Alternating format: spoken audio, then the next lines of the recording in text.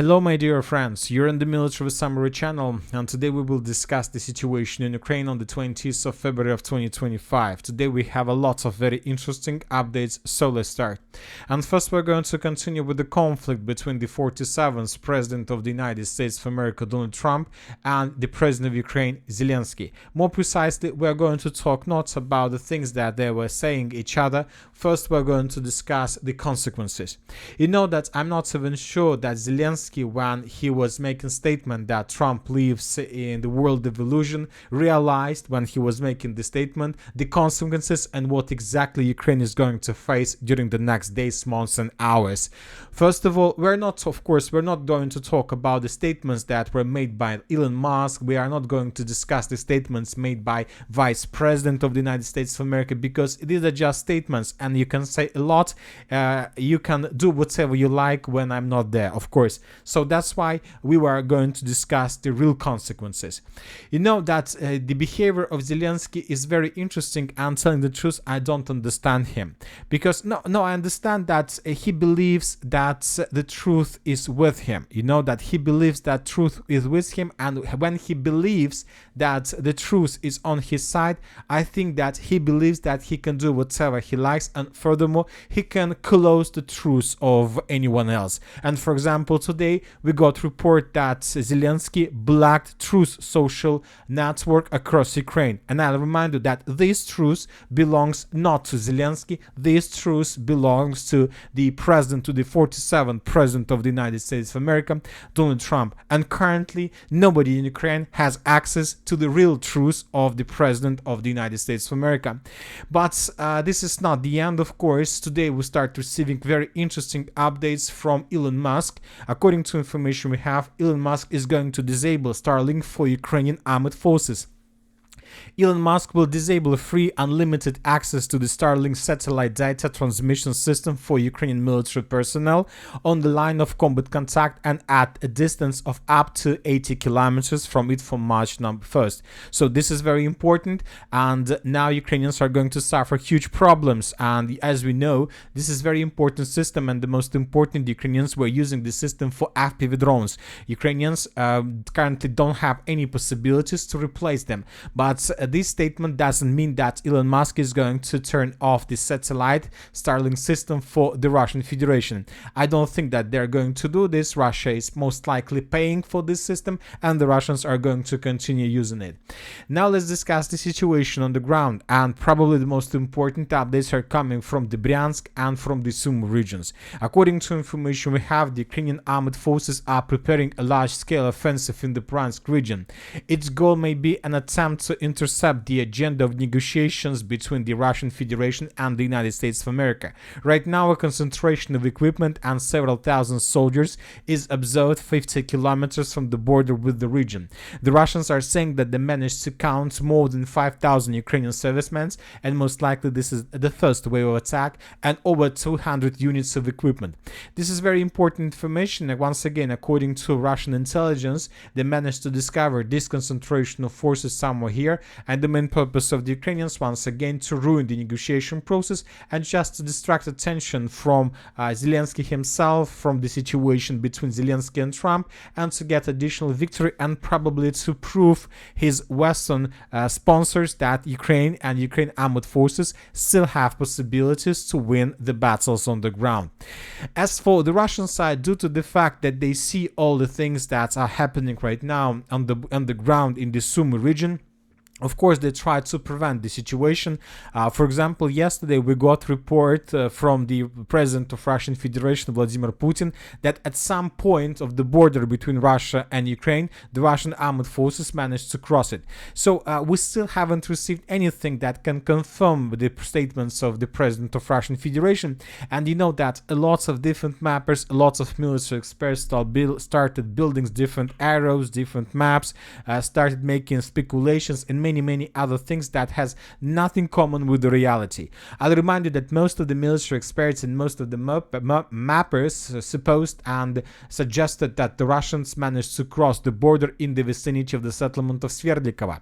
Furthermore, according to different sources, some neutral mappers have already adjusted and updated their maps in Russian favor. For example, neutral mappers reported that the Russians, as a result of offensive operation, managed to get the border between Russia and Ukraine, but as for the end of the 20th of February, we haven't received even a single geolocation, even a single video, even a single statement made by pro-Ukrainian side that the Russians crossed the border exactly in this area. We're not saying that the Russians are not going to do this. Most likely they are going to do this, because when talking about this part, about the village of Sverdlikova, here we can find the shortest distance between the edge Russian positions and the road N07 itself. So just 6 kilometers, the Russians, for example, need to move deep inside of the territory of Ukraine, for example, in the direction of Basovka. For these purposes, they need to cross another 5 kilometers, and then the distance between Basovka and, for example, the same road would be 3 kilometers, and total it's just 8 kilometers. Obviously, this is the shortest way how to cut the supply lines between the city of Sudzha and the city of Sumy. And if the Russians are able to do this, this is going to be the end of the story. But according to information we have, this is not the area where the Russians crossed the border. Furthermore, when talking about this part of the line of combat contact, according to different pro-Russian mappers and according to different articles that were published by the Russian side and pro-Russian resources, as a result of offensive operation, the Russians managed to answer the most western part of the settlement of Lebedevka. Furthermore, according to pro-Russian sources, they managed to take under control several tree lines to the east of Sverdlikova itself. So this is the situation on the ground. Summarizing everything, currently the Russians most likely control everything that is already located in this small pocket. Furthermore, according to information we have, the 47th Mechanized Brigade is the brigade of the Armored Forces of Ukraine, which is the core of defense in this direction. And the sources are saying that this upcoming night, maybe tomorrow, maybe this evening, maybe tomorrow in the morning, the Russians are planning to conduct another offensive operation between the settlements of Alexandria, Nikolsky, and the northern part of the city of the village of Lebedevka, with the purpose to maintain the lines, to shorten the lines, and to force the Ukrainians to fall back. If the Russians are able to take under control inside of these, let's say, red lines or both pockets, this is going to be a complete disaster for the armored forces of Ukraine, because the distance between the settlement of Sverdlikova and the positions inside of the city of Sudzha is already less than 6 kilometers, and we are talking about attack along the main road. So the Russians will have no problems to do this. Anyway, when talking about crossing the borders, telling the truth, there was one video published by the Russian side or by the Ukrainian side, and I would like to discuss with you this video in details. This is the video we are talking about. In this video, it's very difficult to understand who exactly was making the video. Maybe this video was made by the Ukrainian side, maybe the Russians. Currently, it's very difficult to understand. Anyway, we can see at the moment how the Russians reached the border with Ukraine in completely another part of the line of combat contact. We see how the Russians landed infantry, and we see how the Russians were attacking the Ukrainian positions and were taking the Ukrainian part, the Ukrainian side of the border. So this event took place exactly in this area. Maybe the president of Russian Federation was talking exactly about this side, about this territory, and if the Russians are going to continue this way, maybe then, and most likely, the Russians are planning to attack in the direction of the settlement of Miropolye. But as for this area, the distance between the settlement of Kucherev and the settlement of Miropolye is just 8 kilometers, but the problem is that there are no roads. For example, the Russians have possibilities to attack right now because the weather allows them to do this, but for example, in the late February or in the early March, the Russians most likely will not be able to attack in this area due to very poor quality of the surface of the ground. So I'm not sure that this offensive is acceptable. Also, we got a lot of videos from the area, from the triangle between the settlement of Guyevo, Kurilovka and Milovoy. And from this area, we got at least 2 videos with very huge explosions when the Russians bombed the temporary deployment points of the armed forces of Ukraine with FAB 3000. Very huge explosion. As you can see, most likely several ammo depots of the armed forces of Ukraine were also damaged and destroyed. And when talking about this video, yes, these are real proofs that most likely the Russians are preparing this territory before further offensive operation or possible a breakthrough operation in the direction of the same road and 07. When talking about this line, this territory, the distance between the edge Russian positions when using roads and the settlement and the road N07 is already around 12 kilometers. Not so much, not so much, obviously. So the Russians can attack from many directions, and now we understand the reasons why the Ukrainians are planning to begin their Bryansk offensive, because they understand that if they don't start any other offensive operation more or less successful, most likely the Ukrainians in this area would be completely defeated. So that's why the Ukrainians need to force the Russians to redeploy some reserves, some reinforcements from this area towards another direction, which will allow the Ukrainians to win another day or another month. Anyway, sooner or later, this situation will be finished and the Ukrainians would be forced to fall back, or at least those who manage to survive would be forced to fall back. But for them, it's very important to hold these territories as long as possible. But you know that currently everything changed. Maybe this was important to hold the territories while they had very good relations between Ukraine and the United States of America, but due to the situation that currently there are no more relations between Trump and Zelensky, I'm not even sure whether there is a reason to hold their positions, to hold this region and hold these positions for the armed forces of Ukraine. Anyway, let's wait and see what is going to be next. Now let's move further and let's discuss the situation in the northern Kupiansk direction. According to information we have, the Russians, as a result of offensive operation, managed to establish complete control over the settlement, small village of Topoli that located along the river Oskol. This information was provided us by both neutral and pro-Russian mappers. According to them, as a result of offensive operation, the Russians managed to break through the Ukraine defense belt and to improve their positions for another 2 kilometers inside of Ukrainian territory. So this is very important. The village of Topol is about to be captured, and most likely then the Russians are planning to begin offensive operation with the purpose to encircle or semi-encircle the settlement of Kamenka, and then this is going to be a very powerful foothold for further offensive. Now let's discuss the situation in the southern Kupiansk direction. As for this territory, according to different mappers, the Russians during the previous 24 hours managed to improve their positions on the northern side and on the southern side of the settlement of Novolyubovka. This information was provided us by neutral mappers. So as you can see, from the southern flank, the Russians managed to take under control almost 50% of the settlement of the village, and furthermore we see that the Russians managed to take under control another forest in the vicinity of the settlement of Makiivka. So when talking about this area, the Russians are trying to connect the bridgeheads between the footholds between the village of Makiivka and the settlement of Ivanovka. So everything that is located inside of this red line, inside of this pocket, is the current task and the primary target for the Russians. And if they can do this, then the length of the foothold on this side of the river would be around 20 kilometers, and this is already enough to begin a major offensive operation with the purpose to break through the Ukrainian defense belt and to reach the river of Oskol. Now let's move further. As for the Siversk direction, during the first 24 hours we haven't received anything special. I'll remind you that several days ago the Russians began some preparation. They began bombing this area. They made several attempts to attack using the motorcycles, but most of those attacks were repelled by the Ukrainians, and most likely the Russians decided to stop. As for the city of Chasiv Yar, the Russians are about to finish the battle for the central part. During the previous 24 hours we got just one geolocation of how the Russians were bombing the central part of the city with 12 flamethrower systems. As for the city of Donetsk, we don't have anything. Now let's discuss the situation in the Konstantynovka direction. According to information we have, pro-Ukrainian sources reported that the Russians managed to secure up to 50% of the settlement of Zelene Pole.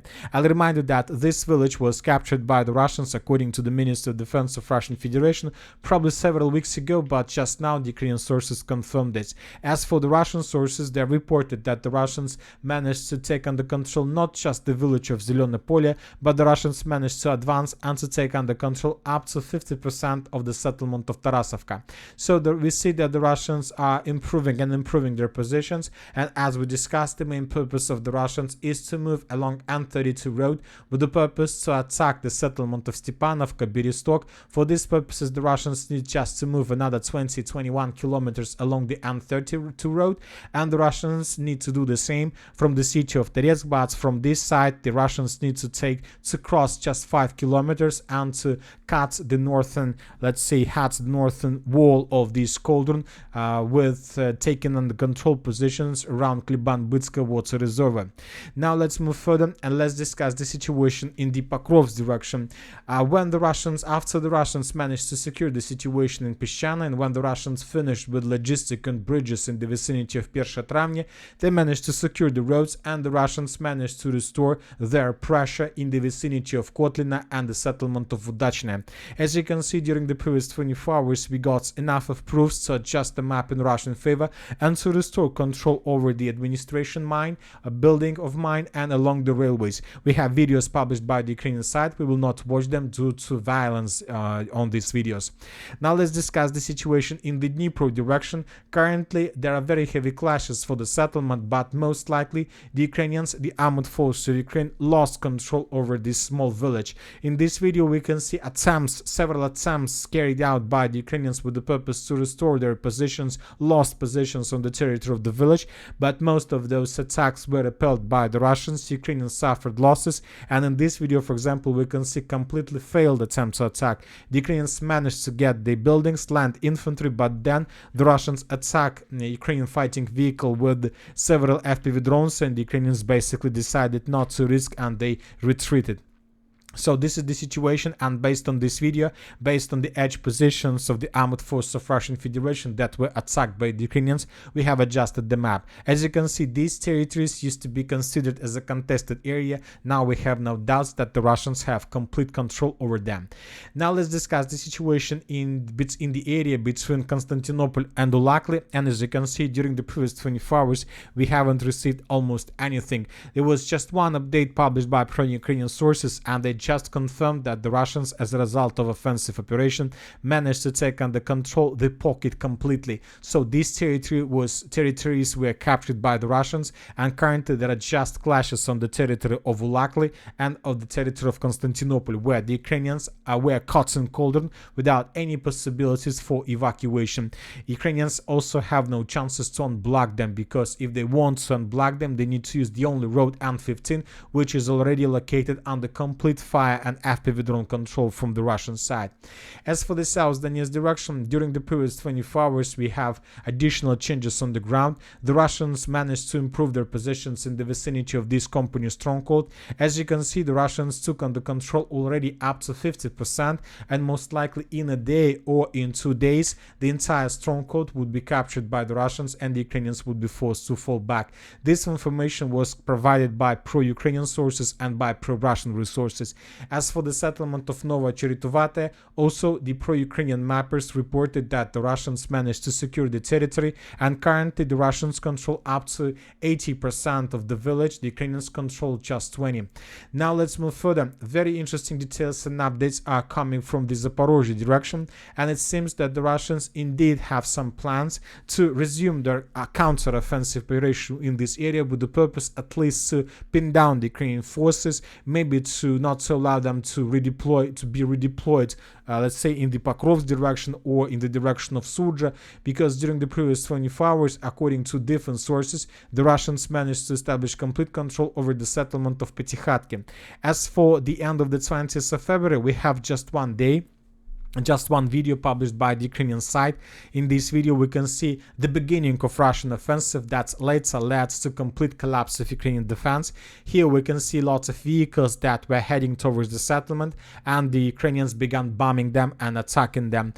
So this is the video, and later we got report that the village at the end of this offensive, maybe not just this offensive, but at the end of several offensives that the Russians carried out in this direction, the settlement of Petykhatki was secured and captured. This is very interesting because now we have the question what the Russians are planning to do next, whether they're going to continue and to restore control over the territories they lost during Ukraine counterattack in 2023, or that was just let's say one-time action and the Russians are not planning to do anything more.